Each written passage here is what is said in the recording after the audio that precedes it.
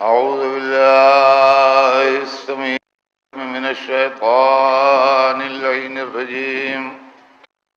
بسم الله الرحمن الرحيم. الحمد لله رب العالمين، والصلاة والسلام على سيدنا وشفيعنا بالقاسم محمد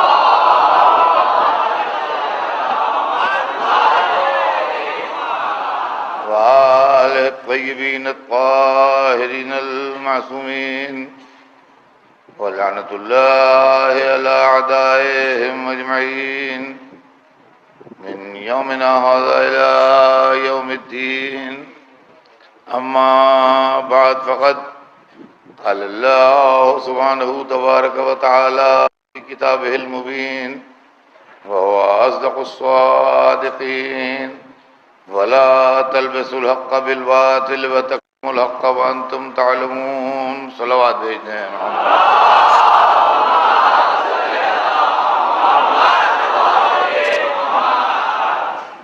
ارشاد اقدس جناب رب العزت ہے کہ حق کو باطل میں نہ ملاؤ اور حق کو نہ چھپاؤ جبکہ تم جانتے ہو.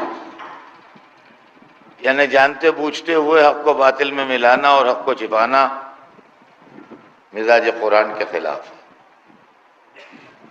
حضرات، ہمارے آپ کے درمیان کل جہاں پر گفتگو تمام ہوئی تھی، وہیں سے آج پھر گفتگو شروع کروں گا. کل بات یہاں تک پہنچی تھی کہ وقت تمام ہو گیا کہ کوئی قبول نہیں رہا ہے کہ وہ مولا علی کا استاد ہے، اور جب علی سے پوچھا تو انہوں نے کہا مجھے رسول اللہ نے 1000 دروازے علم کے تعلیم دیے اور ہر ایک سے میں نے 1000 کھولے، اور دوبارہ فرمایا کہ مجھ کو رسول اللہ نے علم یوں بھرایا جیسے پرندہ اپنے بچے کو دانہ بھراتا ہے. یہیں پر آ کے مجلس فضائل کا سلسلہ کل تمام ہوا تھا. اس سلسلے میں ایک وضاحت بہت ضروری ہے، اور وہ وضاحت یہ ہے کہ کبھی کبھی لوگوں کے دلوں میں یہ خیال پیدا ہوتا ہے کہ ایک طرف تو مجلسوں میں یہ پڑھا جاتا ہے اور ہم نے یہ سنا ہے کہ علی نے رسول کے ہاتھوں پر آ کے تعلیم قرآن پڑھا پیدائش کے ساتھ، اور اللہ کے مدرسے سے پڑھ کے آئے تھے، وہاں بھی علم لے کے آئے تھے. اور دوسری طرف یہ بھی پڑھا جا رہا ہے کہ آپ نے رسول اللہ سے تعلیم حاصل کی. تو اگر علم لے کے آئے تھے تو تعلیم کیا حاصل کی، اور تعلیم حاصل کی تو علم لے کے کیا آئے تھے؟ تو بھیا یہ مسئلہ جو ہے یہ ہمارے علم کلام کی کتابوں میں ہمارے علماء نے نہایت وضاحت سے اس کو لکھا ہے، اور وہ میں آپ کی خدمت میں 2 جملوں میں عرض کر کے اپنی بات کو آگے بڑھاؤں کہ رسول کا علم اور آل رسول کا علم، یعنی 14 معصومین کا علم. 14 معصومین کو اللہ نے 3 طرح کا علم عطا کیا ہے. اس کو اور سے سنیں جہاں جہاں میری آواز جا رہی ہے. 14 معصومین علیہ السلام کو، رسول کو، آل رسول کو، جن کے کاندھوں پر دین کی تبلیغ کی ذمہ داری ہے اور جو اس لیے آئے ہیں کہ دنیا کو قرآن کا مطلب بتائے ہیں، ان کو اللہ نے 3 طرح کا علم عطا کیا ہے. ایک علم جو ان کو دیا گیا ہے وہ ہے، اس کا نام ہماری شرعی زبان میں ہے علم حقائق اشیاء. علم حقائق اشیاء کا مطلب یہ ہے کہ کائنات میں جتنے علم ہیں، جتنے لٹریچر ہیں، جتنی لینگویجز ہیں، جتنے سائنسز ہیں، جتنی ٹیکنالوجی ہے، ہر چیز کا علم اللہ نے ان کو دیا ہے. چنانچہ اس سلسلے میں قرآن مجید کے اندر آیت موجود ہے. یہ جذباتی بات نہیں ہے، بلکہ قرآن میں رسول اللہ کے لیے آیت موجود ہے کہ علمک ما لم تکن تعلم. اے حبیب، ہم نے آپ کو ہر وہ بات بتا دی جو آپ کو نہیں معلوم تھی. تو جب ہر وہ بات بتا دی جو نہیں معلوم تھی تو کہیں پر رسول نہیں کہہ سکتے، اس لیے کہ جہاں نہیں کہیں گے وہیں ہر وہ بات آ جائے گی. تو ایک تو یہ علم ہے، یہ مکمل ہوتا ہے معصوم کے پاس. دوسرا علم ما کان و ما یکون ہے. علم ما کان و ما یکون کیا چیز ہے یہ بھی سن لیجئے. علم ما کان و ما یکون جو ہے وہ یہ ہے کہ کل کیا ہوا تھا، آج کیا ہو رہا ہے، کل کیا ہوگا. یہی وہ علم ہے جس کو لوگ علم غیب بھی کہتے ہیں. اصطلاح شرع میں اس کا نام علم ما کان و ما یکون ہے، یعنی جو ہو گیا یا جو ہونے والا ہے. معصوم کے پاس آدمی آیا، انہوں نے ارادہ کیا کہ اس کا نام کیا ہے، نام منکشف ہو گیا. کیوں آیا ہے، نیت ظاہر ہو گئی. آج سے 100 برس پہلے یہاں پر کیا پوزیشن تھی وہ ہم کو بتا دیں گے، یہ پوزیشن تھی. 100 برس بعد کیا پوزیشن ہوگی، یہ پوزیشن ہوگی. سمجھے آپ؟ تو یہ علم ما کان و ما یکون ہے. یہ بھی معصوم کو دیا جاتا ہے، امام کو دیا جاتا ہے، پیغمبر کو دیا جاتا ہے. اور اس کے اندر یہ ہے کہ متا شاؤ علمو، جب وہ چاہیں انہیں معلوم ہو جاتا ہے. یعنی جب وہ ارادہ کریں تو بالکل جیسے ہمارے سامنے بلا تشبیہ ٹی وی کے اسکرین آ جاتے ہیں، اس طرح سے چیز ان کے سامنے منکشف ہو جاتی ہے. تیسرا علم جو ان کے پاس ہے وہ ہے علم معرفت خدا. علم معرفت خدا کی کوئی حد نہیں ہے، یہ علم کبھی تمام ہونے والا نہیں ہے. اس لیے کہ اگر یہ مکمل ہو جائے تو خدا دماغ انسانی میں محدود ہو جائے. اور کیا ہم نے، لہذا اس کی کوئی حد نہیں ہے. یہی وہ علم ہے جو رسول نے علی کو بتایا، یہی وہ علم ہے جو ایک امام نے دوسرے امام کو بتایا، اور یہی وہ علم ہے جس کے لیے رسول نے کہا رب زدنی علما، پالنے والے میرے علم میں اضافہ فرما. فرمایا ہم نے. تو یہ وہ علم ہے. یہاں جو گفتگو ہو رہی ہے ہمارے آپ کے، یہ وضاحت ضروری تھی تاکہ مجلسوں کے اندر کسی طرح کی غلط فہمی دماغوں میں بچوں کے نہ رہے. لہذا میں نے چند منٹ کے اندر یہ وضاحت کر دی. اور اب سنیے کہ رسول کا علم کیا ہے. خدا کہہ رہا ہے کہ علمک ما لم تکن تعلم. ہمیں جو شکایتیں ہیں ان میں سے ایک یہ بھی ہے کہ آپ نے قرآن کو کچھ پڑھا کچھ نہیں پڑھا. خدا کہہ رہا ہے علمک ما لم تکن تعلم، اے حبیب ہم نے آپ کو وہ سب بتا دیا جو آپ کو نہیں معلوم تھا. تو اب رسول کے علم میں کمی کیا رہی ہے؟ اچھا ایک بات ہے جو ہر بچے کی سمجھ میں آ جائے، ذرا سے سمجھدار ہو.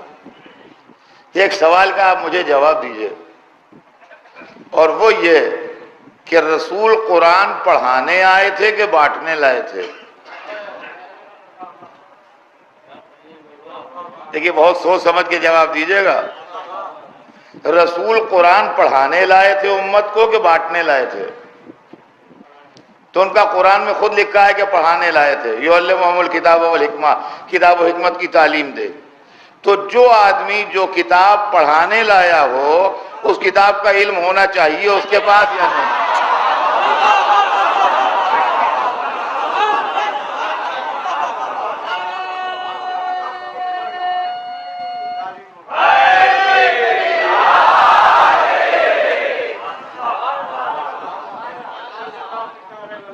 میں بمبئی سے احمد آباد جا رہا ہوں، کسی صاحب نے مجھے کتابوں کا بنڈل دے دیا گجراتی میں کہ وہاں بٹوا دیجیے گا. میں گجراتی نہیں جانتا، میں نے بٹوا دیا ایمانداری سے کتابوں کو. مجھ سے بحث نہیں کہ اس میں لکھا کیا ہے. مجھے بٹوانے کو دیا گیا، میں نے بٹوا دیا.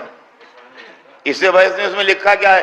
لیکن اگر میں نے کسی کالج میں کوئی کتاب پڑھانے کی نوکری کی ہے تو اس کتاب پر مجھے عبور ہونا چاہیے کہ نہیں ہونا چاہیے؟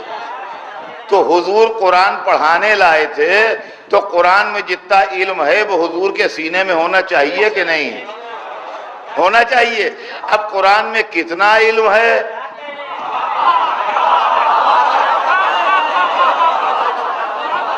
قرآن میں کتنا علم ہے یہ قرآن سے پوچھئے. تو جب قرآن سے پوچھا کہ اے کتاب الہی یہ بتا دے تجھ میں کتنا علم ہے، تو اس نے کہا لا رتب ولا یابس الا فی کتاب مبین. کوئی خشک و تر ایسا نہیں ہے جو کتاب مبین میں نہ ہو.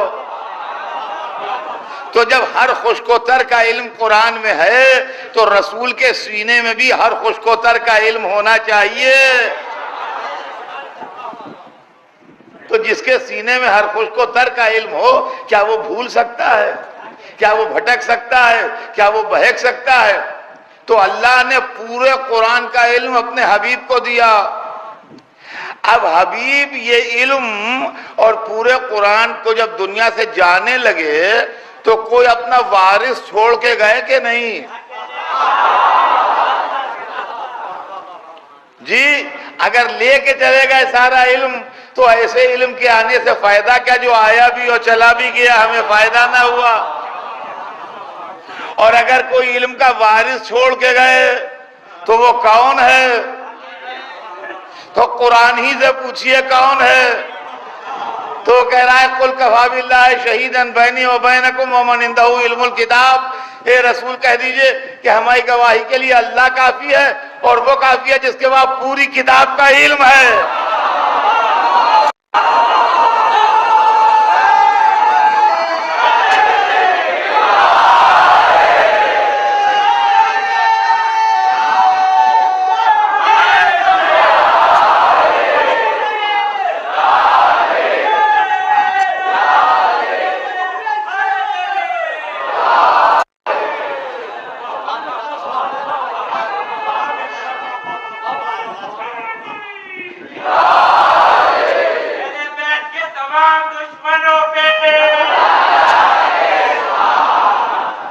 جس کے پاس پوری کتاب کا علم ہے۔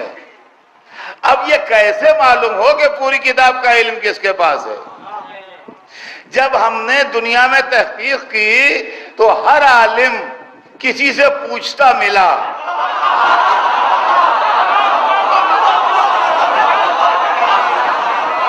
صرف ایک ہی ایسا ملا جس نے ممبر پر بیٹھ کے کہا سلونی۔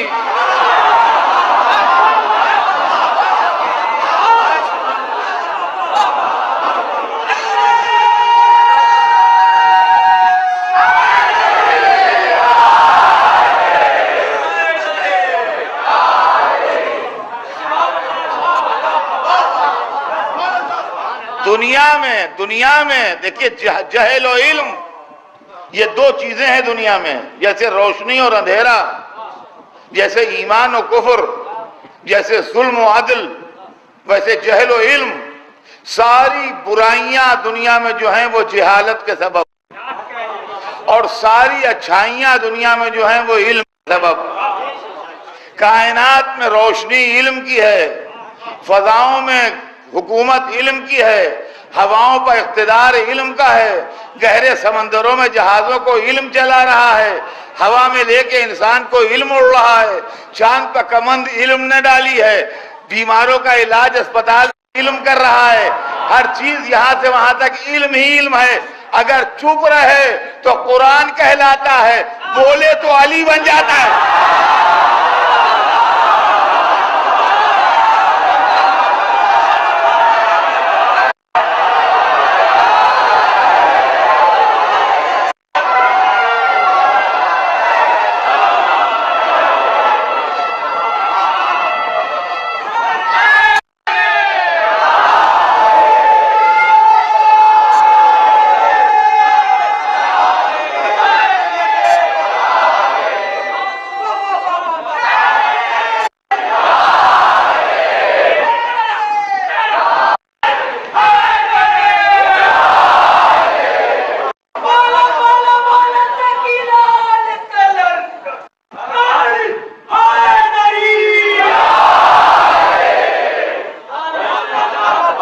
دنیا میں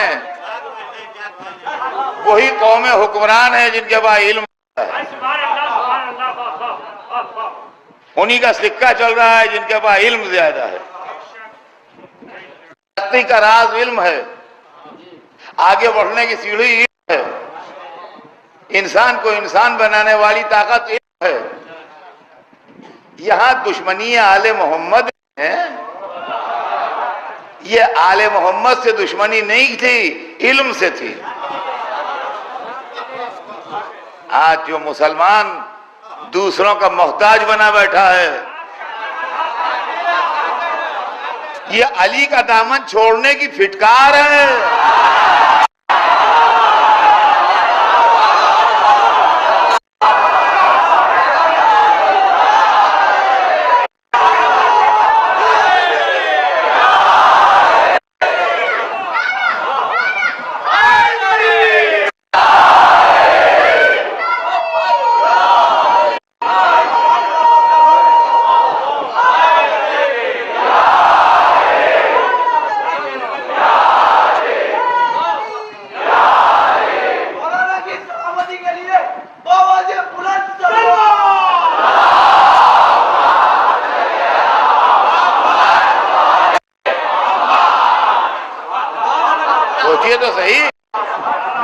کتنی بڑی بدنصیب ہے وہ قوم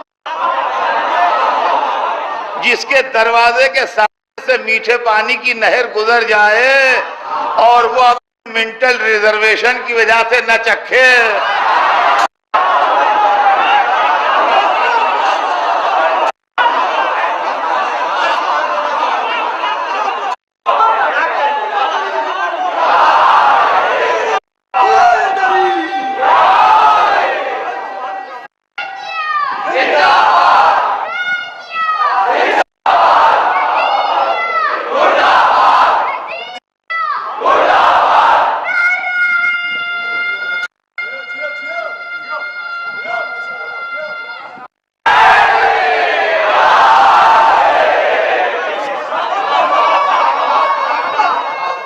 سوچیے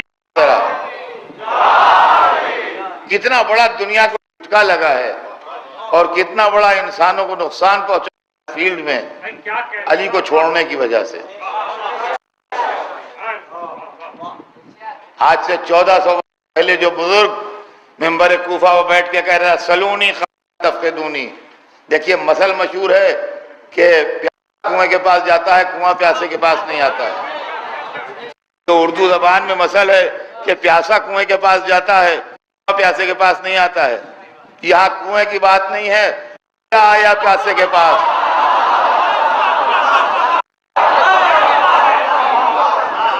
کنویں کی بات نہیں، دریا آیا پیاسے کے پاس، مگر بڑا بدنصیب پیاسا تھا کہ جو سیراب نہ ہوا۔ علی نے کہا سلونی، مجھ سے پوچھ لو، سلونی قبل ان تفقدونی، مجھ سے پوچھو قبل اس کے کہ میں تمہارے درمیان سے اٹھ جاؤں، قبل اس کے کہ میں تمہارے درمیان سے اٹھ جاؤں۔ سلونی ان طرق السما، اس آسمانوں کے راستے پوچھو۔ ہائے بدنصیب دنیا، ہائے بدنصیب دنیا، آج انسان آسمانوں کے راستے معلوم کر رہا ہے، علی 1400 برس پہلے بتانے کو تیار تھا۔ لیکن وہ مجمع اتنا بدنصیب تھا کہ جس نے علی سے سوال نہیں کیا منی میں، اور ایک آدمی نے بھی تو بدتمیزی کا سوال کیا کہ میرے بال کتنے ہیں؟ فرمایا میں بتا بھی دوں تو تصدیق کیسے کرے گا؟ تو یہ تو ایک بدتمیزی کی بات تھی جو مولا سے پوچھا اس میں دشمنی میں کہ میرے سر پر بال کتنے ہیں۔ لیکن اس دن تو خیر علی نے بتا دیا ہوتا یا نہ بتایا ہوتا وہ ایک الگ بات تھی، لیکن اس کا نتیجہ یہ ہوا علی کو چھوڑنے کا کہ آج چندیا پر ایک بال نہیں ہے۔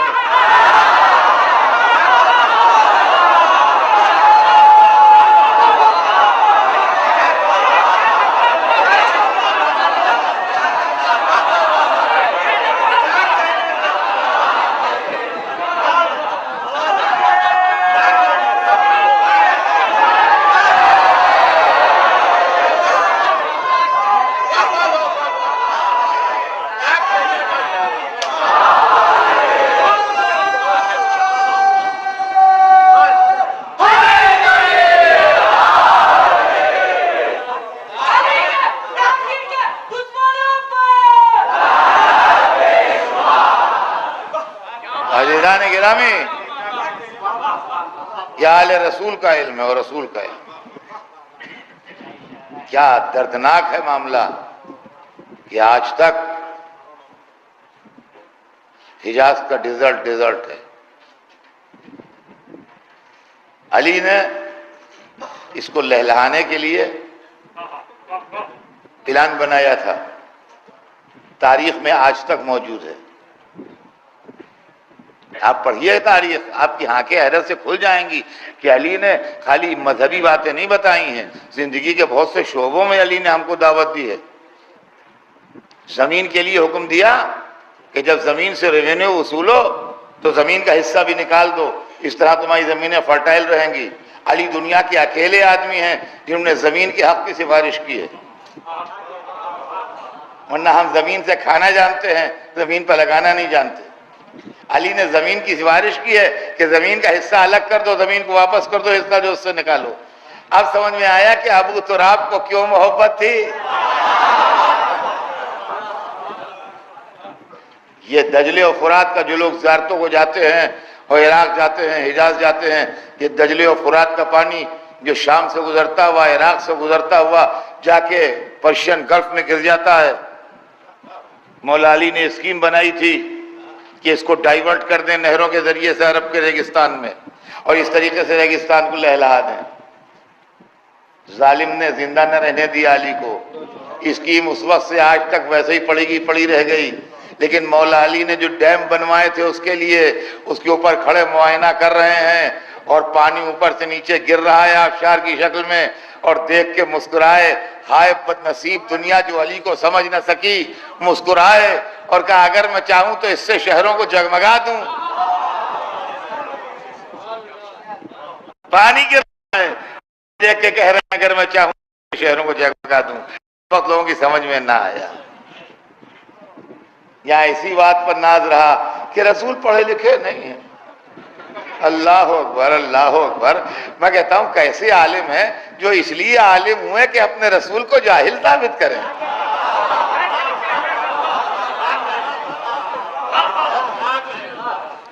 جناب فلاں کتاب میں لکھا ہے، جناب فلاں مولانا نے لکھا ہے، جناب فلاں نے لکھا ہے۔ جناب آپ کو رسول زیادہ پیارا ہے یا مولانا زیادہ پیارا ہے؟ آپ کو رسول زیادہ پیارا ہے یا راوی زیادہ پیارا ہے؟ آپ کس کی امت میں ہیں؟ راوی کی امت میں ہیں کہ رسول کی امت میں ہیں؟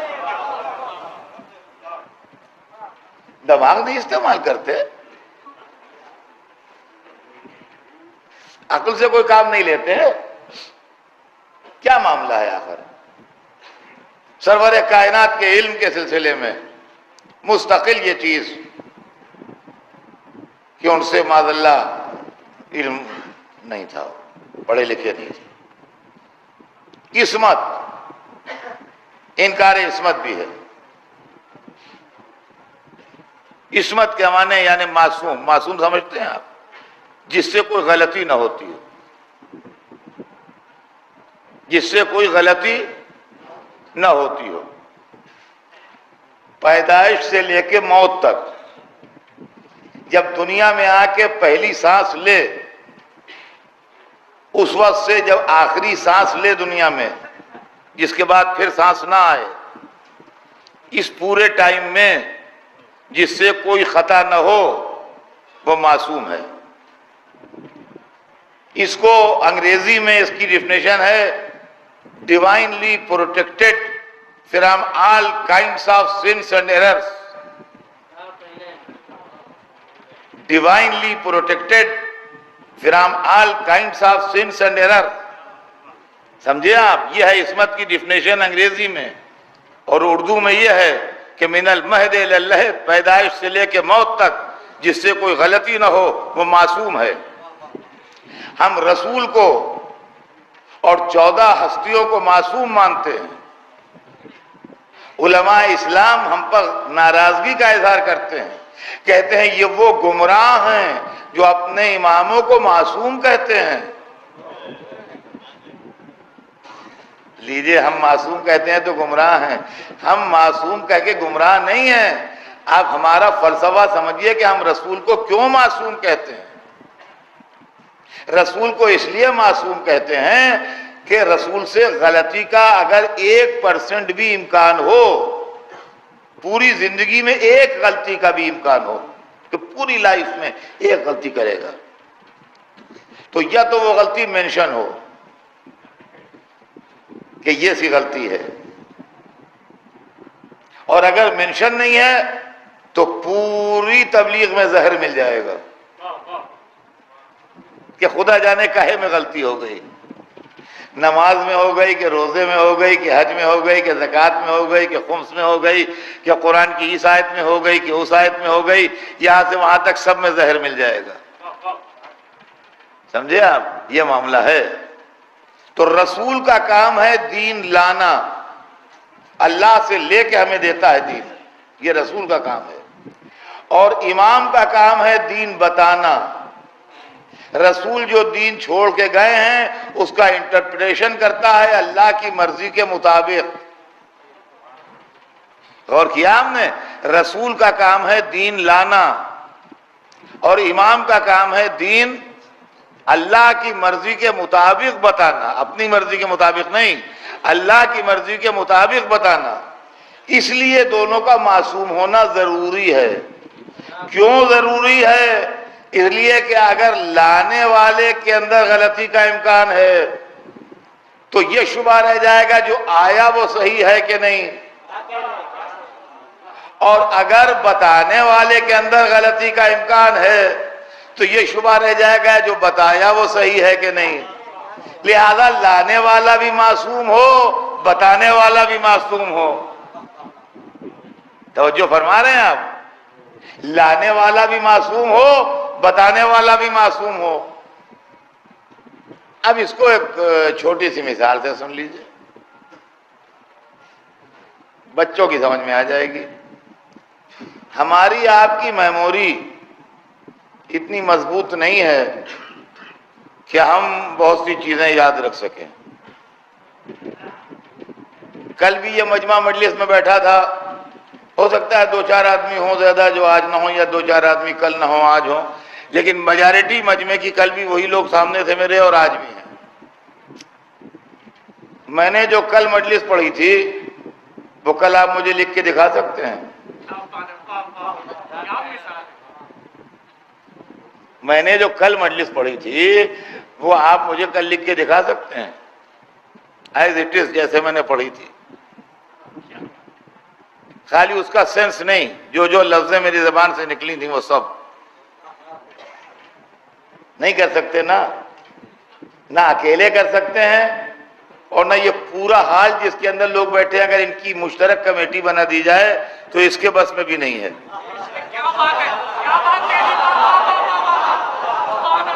اگر اس پورے حال میں جتنے لوگ جمع ہیں سب کی مشترکہ کمیٹی بنا دی جائے تو ان کے بس میں بھی نہیں ہے. حالانکہ ایک سے ایک پڑھے لکھے اور قاعدے کے لوگ بیٹھے ہیں مگر نہیں کر سکتے. تو عزیزان گرامی، میں کون ہوں؟ ایک معمولی جاہل آدمی ہوں. ایک معمولی جاہل آدمی کی تقریر اگر آپ 1 گھنٹے کے نہیں یاد رکھ سکتے تو سب سے بڑے رسول کا 23 برس پر پھیلا ہوا پیغام کیسے یاد رکھیں گے؟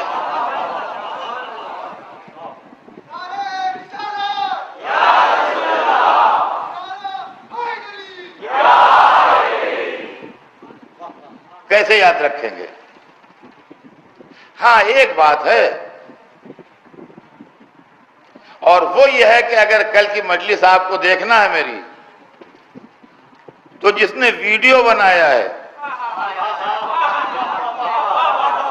اس سے لے لیجئے، جو زبان سے نکلا ہے وہی ریکارڈ ہوگا.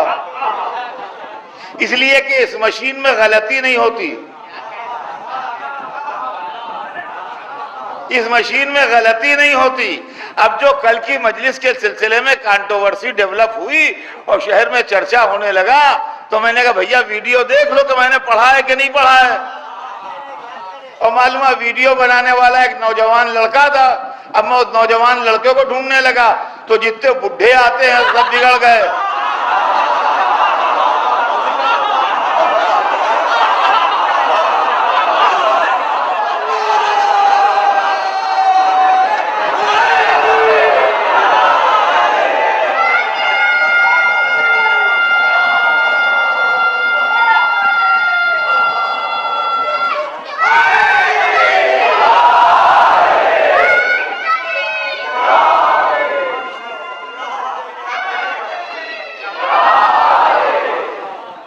سارے بڈھے خلاف ہو گئے. کہ بھئی آپ کیوں خلاف ہو گئے؟ کہ وہ نوجوان لڑکے کے پیچھے دوڑ رہے ہیں، بڈھوں سے پوچھ رہے نہیں. ارے یہاں بڈھے جوان بچے کی بات نہیں، ویڈیو کس نے بنایا ہے؟ تو عزیزان گرامی، امامت میں سن کی بات نہیں، عصمت کس کے پاس ہے؟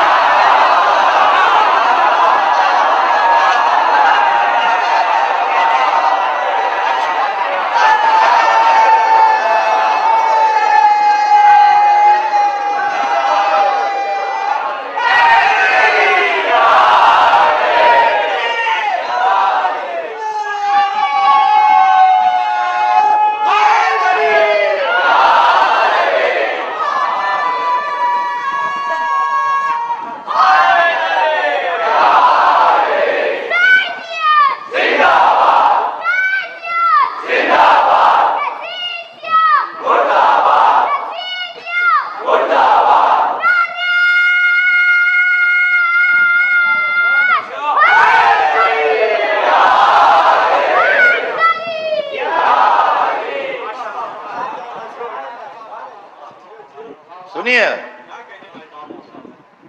تو اب اگر کوئی کنٹروورسی ہے تو ویڈیو جس کے پاس اس سے لے کے دیکھ لیجئے.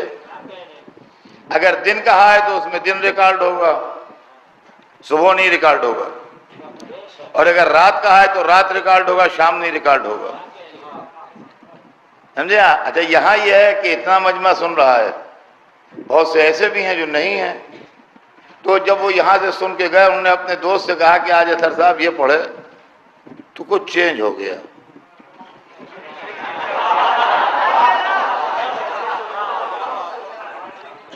اس نے اپنے کسی دوسرے دوست سے کہا، کچھ اور چینج ہو گیا. اس طرح بات بدل جاتی ہے. لیکن اس کی ایک کاپی سے دوسری بنائی ہے، دوسری سے تیسری بنائی ہے.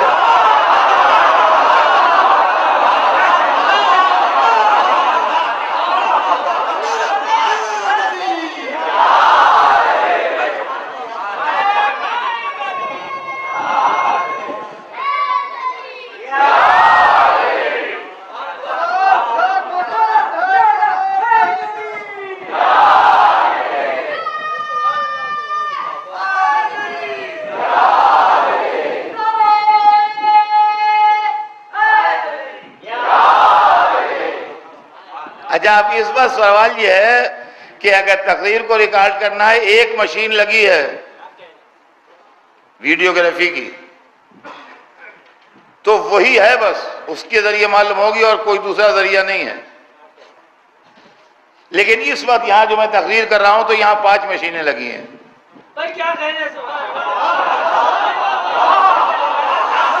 یہاں میرے سامنے ادھر ادھر 5 مشینیں لگی ہیں. اب اس میں سے جو مل جائے وہی ریکارڈ ہوگا. صلوات.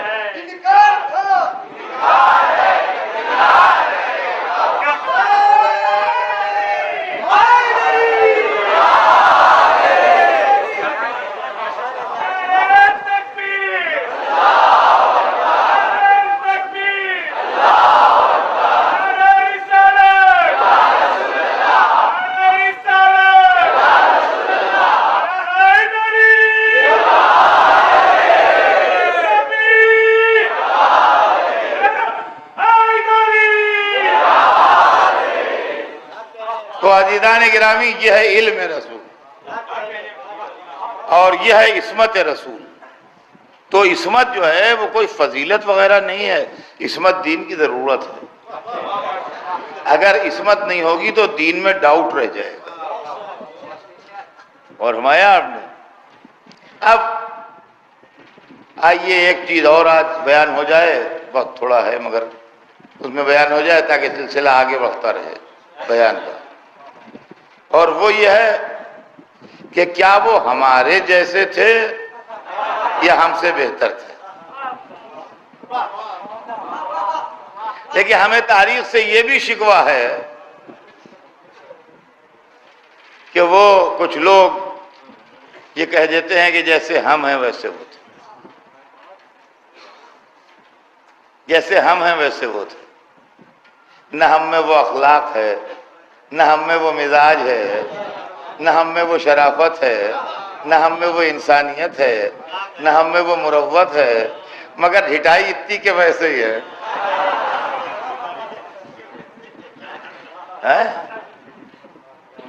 یہ کون سی بات ہے کہ جیسے ہم ہیں ویسے وہ تھے؟ خدا قرآن مجید میں کیا کیا کہہ رہا ہے ان کے لیے. کیا شان ان کی بیان ہو رہی ہے. اور پھر تو انہوں نے کہا کہ اول ما خلق اللہ نوری، سب سے پہلے خدا نے میرا نور خلق کیا. تو ہم کو اللہ نے مٹی سے بنایا ہے، ان کو اللہ نے نور سے بنایا ہے، تو پھر ہمارے جیسے کیسے تھے؟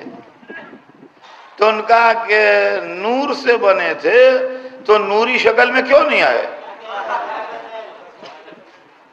اللہ دی کوتاہ نظری، رسول کو اپنی شکل میں دیکھ کے کہہ دیا ہمارے جیسے نہیں تھے. مسئلہ سمجھیے کیا ہے. دیکھیے دین کی ضرورت جو ہے اس کے لیے رہبر نوری ہونا چاہیے. سمجھے آپ؟ کیوں؟ اس کی وجہ ہے. اس کی وجہ یہ ہے کہ اس کے پاس، اس کے سینے میں پورے قرآن کا علم رہتا ہے. پورے قرآن کا علم جو ہے وہ مٹی کا بنا انسان نہیں اٹھا سکتا ہے. آپ سمجھیے، اگر مسجد ایرانیان کا مینجمنٹ یہ چاہے کہ 50 مالہ کی بلڈنگ بنائے، یہاں مسجد ایرانیان کا مینجمنٹ یہ چاہے کہ یہاں 50 مالے کی بلڈنگ بنائے اس جگہ کے اوپر، اور ہر مالے پر نماز ہو، مجلس ہو، سب مجمع ہے اس میں، تو بن تو جائے گی، مگر اس حال پر نہیں بن سکتی. بن تو سکتی ہے، بننا ناممکن نہیں ہے، لیکن اس جو موجودہ یہ کنسٹرکشن ہے اس پر نہیں بن پائے گی. کیوں نہیں بن پائے گی؟ یہ دیواریں، یہ پلرز اتنے طاقتور نہیں ہیں کہ 50 مالے کی بلڈنگ کا وزن اٹھائیں. لہذا اگر اس پر زیادہ لوڈ چڑھا دیں گے تو یہ دیواریں کریک ہو جائیں گی، یہ پلر ٹوٹ جائیں گے. گراؤنڈ زیرو سے بنائیے، فاؤنڈیشن سے لے کے اس خیال سے چلیے کہ ہمیں 50 مالے کی بنانا ہے، اور تو بن جائے گی 50 مالے کی. لیکن آپ چاہیے اسی پہ بنا لیجئے تو نہیں بنے گی. ویسے مٹی کا بنے ہوئے انسان قرآن کے علم کا بوجھ نہیں اٹھا سکتا. دماغ ہمارا پاش پاش ہو جائے گا، ہمیں ہیمریج ہو جائے گا، ہم ختم ہو جائیں گے، کچھ نہ بن پائیں گے. سمجھے آپ؟ قرآن تو بڑی چیز ہے. آپ بمبئی کی ڈائریکٹری یاد کر کے مجھے بتائیے، ٹیلی فون ڈائریکٹری کو حساب پورے بمبئی کی یاد کر کے بتا دیں. اے میاں، تو جب آپ کا علم اتنا کمزور ہے کہ آپ علم نہیں، کوئی نالج نہیں، کوئی لیاقت نہیں، خالی نام اور نمبر ٹیلی فون کے یہ نہیں یاد کر پائیں گے تو آپ قرآن کیا یاد کر پائیں گے؟ تو ضرورت کہتی ہے کہ رسول نوری ہو. دیکھیے غور کیجیے گا ٹھنڈے دل سے، اسی لیے میں آہستہ آہستہ پڑھ رہا ہوں. ضرورت کہتی ہے کہ رسول نوری ہو. ٹھیک. اور پالیسی مذہب کی کہتی ہے کہ ہمارا جیسا ہو. اس لیے کہ لا اکراہ فی الدین، دین میں جبر نہیں ہے. اگر سورج والے مٹیریل کا بنا ہوا نبی آ گیا، وہ آنکھیں چندیانے لگی ہیں، اس کو دیکھ ہی نہیں پائیں گے، تو بوکھلا کے کلمہ پڑھ لیں گے. جی جی جی.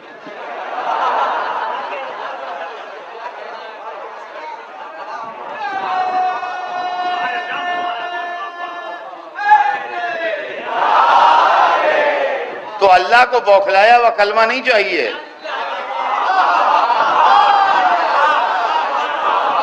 عقل کی کسوٹی پر کسا ہوا کلمہ چاہیے.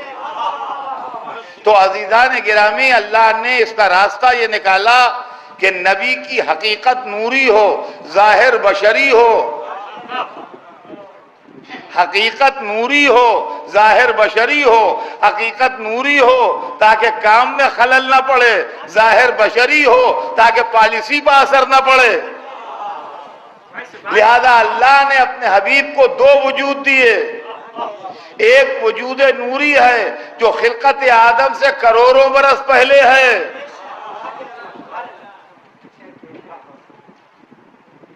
ایک خلقت نوری ہے جو خلقت آدم سے کروڑوں برس پہلے ہے، ایک خلقت ظاہری ہے جو سن 1 عام الفیل میں ہے۔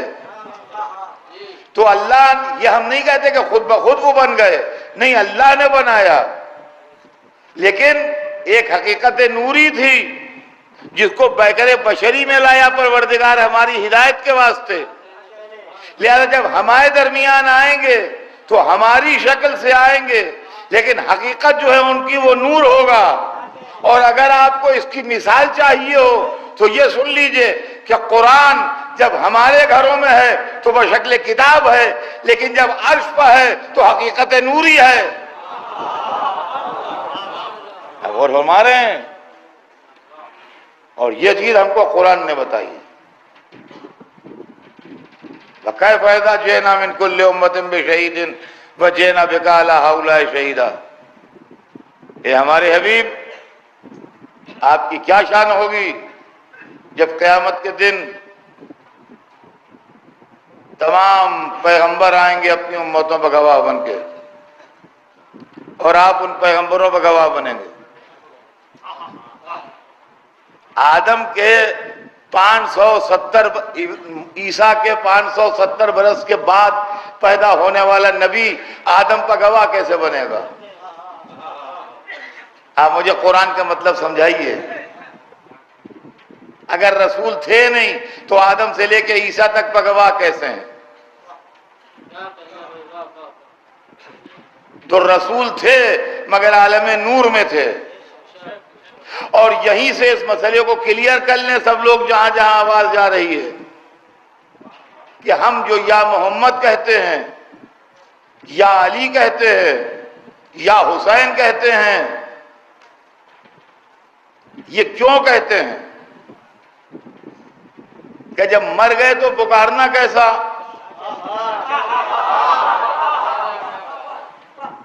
مرے ہوئے کو پکارنا کیسا؟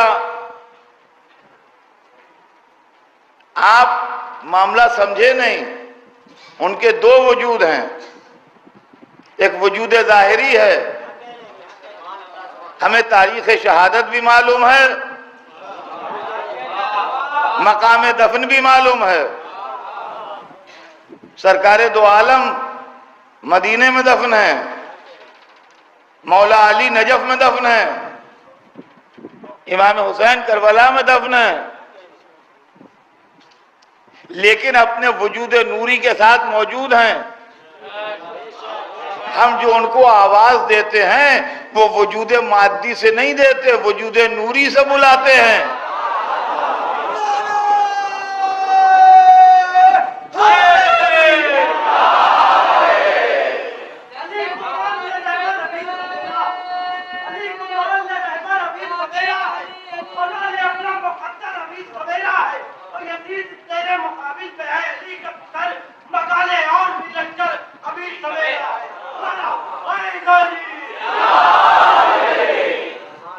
ذرا اس مسئلے کو سمجھیے آپ، ہم جو یا محمد کہتے ہیں تو ان کے وجود نوری سے ان کو پکارتے ہیں، جس وجود سے اللہ نے ان کو امت وسط پر گواہ کیا ہے۔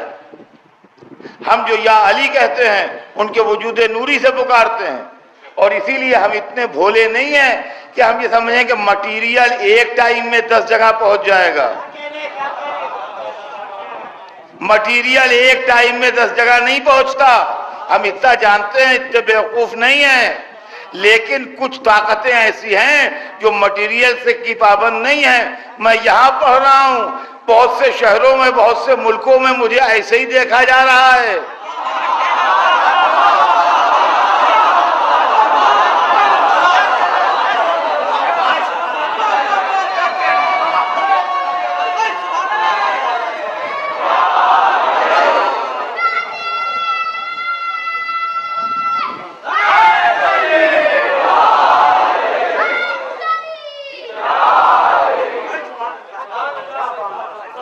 یہ الیکٹرانک ویوز کا کمال ہے کہ ہر جگہ وہی تصویر جا رہی ہے، وہی صورت جا رہی ہے، وہی لباس کا رنگ جا رہا ہے، وہی آواز جا رہی ہے۔ تو جب انسان میں اتنی طاقت ہے تو پیکر نوری اگر 1000 جگہ لوگوں نے یا علی کہا اور علی پہنچ گئے،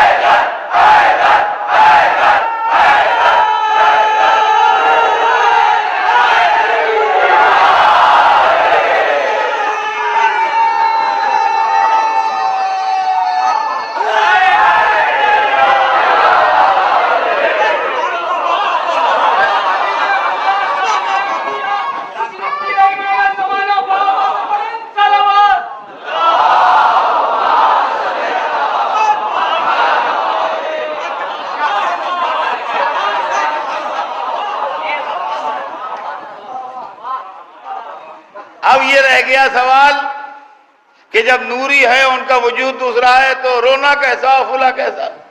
کیوں صاحب؟ یہ جو ایرانی مسجد میں قرآن رکھے ہوئے ہیں اگر کوئی ان سے بے ادبی کرے تو بگڑیں گے آپ کہ نہیں بگڑیں گے؟ جو قرآن لوہے محفوظ پائے اس کا کیا بگڑا ہے؟ لیکن اگر کہیں قرآن کے ساتھ کوئی گستاخی ہو جاتی ہے تو مسلمان فٹ سڑک پہ آ جاتا ہے کہ نہیں؟ معلوم ہے کہ قرآن کا جو ظاہر ہے وہ بھی قابل احترام ہے، جو حقیقت ہے وہ بھی قابل احترام ہے۔ اور عزیزان گرامی، وہ ملا کا معاملہ تو یہ ہے کہ ہاتھ میں اس کے کفر کا سوٹا ہے۔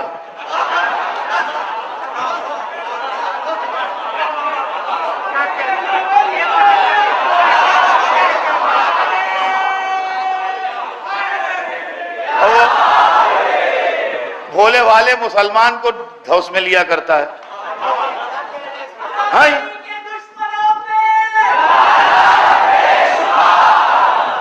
کفر ہے، یہ محرم میں یہ سب کفر ہو رہا ہے، یہ علی علی کفر ہے، یہ شرک ہے۔ کہاں کا کفر کہاں کا شرک؟ ہم اپنے بچوں کو ٹریننگ دے رہے ہیں کہ مشرک نہ ہو جائیں۔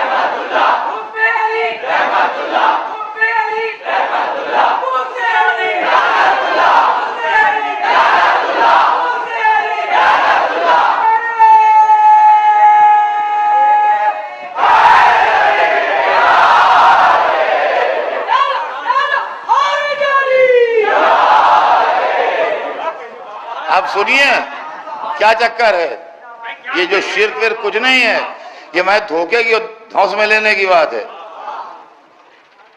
ان کا تو علی کو خدا مان لیتے ہیں، علی کو خدا بنا دیتے ہیں۔ ہم نے منہ ٹیڑھا کر کے کہہ دیا ہم دھوس میں آ جائیں۔ جی ہاں، کیسی بات کرتے ہو؟ آج کیا ہے ان کا؟ آج 13ویں رجب ہے۔ کیا ہو رہا ہے؟ نذر ہو رہی ہے، گھر گھر چراغاں ہو رہا ہے، محفلیں ہو رہی ہیں، قصیدہ خوانیاں ہو رہی ہیں، بچوں کو نئے کپڑے پہنائے جا رہے ہیں۔ کیا بھائی مولا علی کی پیدائش ہے، تقریریں ہو رہی ہیں، کعبے میں ولادت ہوئی، سمجھے آپ؟ یہ سب ہے۔ آج کون تاریخ ہے؟ کہ آج 21 رمضان ہے، سروپا برہنہ ہے، سر پر خاک پڑی ہے، تابوت اٹھ رہا ہے، ماتم ہے، مجلس ہے، عزاداری ہے۔ آج کیا ہے؟ آج 30 شعبان ہے، ولادت امام حسین ہے، علی کے گھر بیٹا ہوا ہے، رسول کے گھر نواسا ہوا ہے۔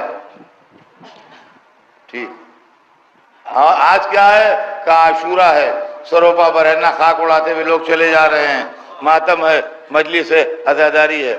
یہ کہہ رہے ہیں یہ شرک ہے، یہ کفر ہے۔ ہمیں یہ شرک ہے کہ توحید ہے؟ آپ انصاف سے بتائیے، خدا پیدا ہوتا ہے یا مرتا ہے؟ اگر ہم علی کو خدا مانتے ہوتے تو نہ پیدائش مانتے نہ موت۔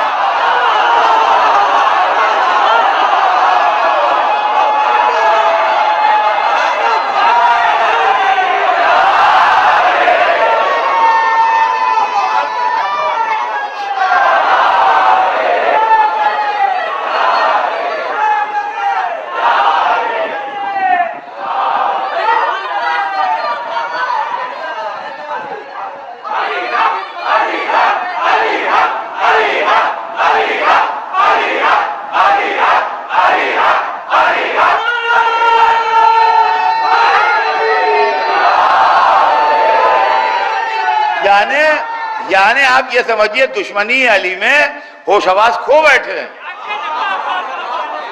قرآن میں جو خدا کی شان بیان کی گئی ہے، لم یلد ولم یولد، نہ وہ پیدا ہوتا ہے نہ اس سے کوئی پیدا ہوتا ہے۔ الحمدللہ الذی لم یتخذ صاحبۃ ولا ولدا، قابل تعریف ہے وہ اللہ جس کی نہ بیوی ہے نہ بچے ہیں۔ ہاں تو قرآن میں اللہ کی تعریف یہ ہے کہ نہ اس سے کوئی پیدا ہوا نہ وہ کسی سے پیدا ہوا، ہاں نہ بیوی ہے نہ بچے ہیں۔ علی کا جب بھی تذکرہ کیا کعبے میں پیدا ہوئے،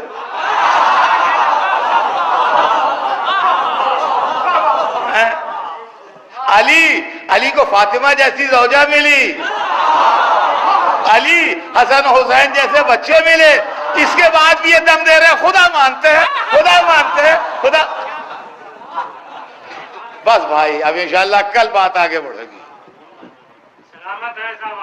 آج تو صرف اتنا کہ رسول مخلوق نوری، سرور کائنات مخلوق نوری، اور ان کی آل بھی مخلوق نوری، اور وہ لوگ جو رسول کو اپنی جگہ جیسا سمجھتے تھے انہوں نے نہ رسول کا احترام کیا اور نہ آل رسول کا احترام کیا۔ کربلا کے میدان میں وہ بھی تھے جو حسین پر اپنی جانیں قربان کر رہے تھے، اور وہ بھی تھے جو رسول کے نواسے کو تیر مار رہے تھے، نیزے برسا رہے تھے، تلواریں لگا رہے تھے۔ اللہ اللہ، کیا وقت آ گیا تھا کربلا میں حسین غریب پر۔ تاریخ بتاتی ہے کہ ادھر کربلا کے میدان میں سورج ڈھلا، ادھر ابو سمامہ نے کہا مولا دل چاہتا ہے ایک نماز اور آپ کے ہمراہ پڑھ لوں۔ کہا نام ہذا اول وقت، ہاں بے شک یہ اول وقت ہے۔ اچھا ان سے کہو اتنی دیر لڑائی روکیں کہ ہم نماز پڑھ لیں۔ لڑائی نہ رکی، سعید و زہیر سینہ تان کے کھڑے ہو گئے، سینے میں تیر جذب ہوتے رہے، امام نماز پڑھتے رہے، نماز تمام ہوئی، سعید راہی جنت ہوئے۔ ادھر حبیب ابن مظاہر میدان میں لڑنے چلے گئے تھے، بچپن کا دوست لڑتے لڑتے جب زخمی ہو کے گرا تو حسین کو آواز دی، حسین پہنچے۔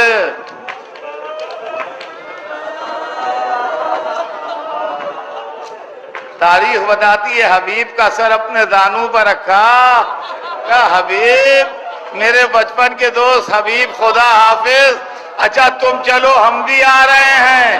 حسین نے کہا، حبیب نے آنکھیں بند کی اور ادھر حبیب دنیا سے گئے۔ حسین نے حبیب کی میت اٹھائی، وَمِنْهُمْ مَنْ قَضَى نَحْبَهُ وَمِنْهُمْ مَنْ يَنْتَظِرُ وَمَا بَدَّلُوا تَبْدِيلًا کہتے ہوئے اپنے دوست کی میت کو لے کے آئے۔ میں کہوں گا اے دوست کی میت اٹھانے والے، عصر عاشور کو کوئی نہ تھا، عباس کے لاشیں پر رو رہے تھے، علی اکبر کی میت اکیلے اٹھائی، ننھے علی اصغر کا جنازہ کلیجے سے لگائے ہوئے، کبھی خیمے کی طرف بڑھتے ہیں کبھی پیچھے ہٹتے ہیں۔ انا للہ و انا الیہ راجعون، رضا بقضائہ و تسلیما۔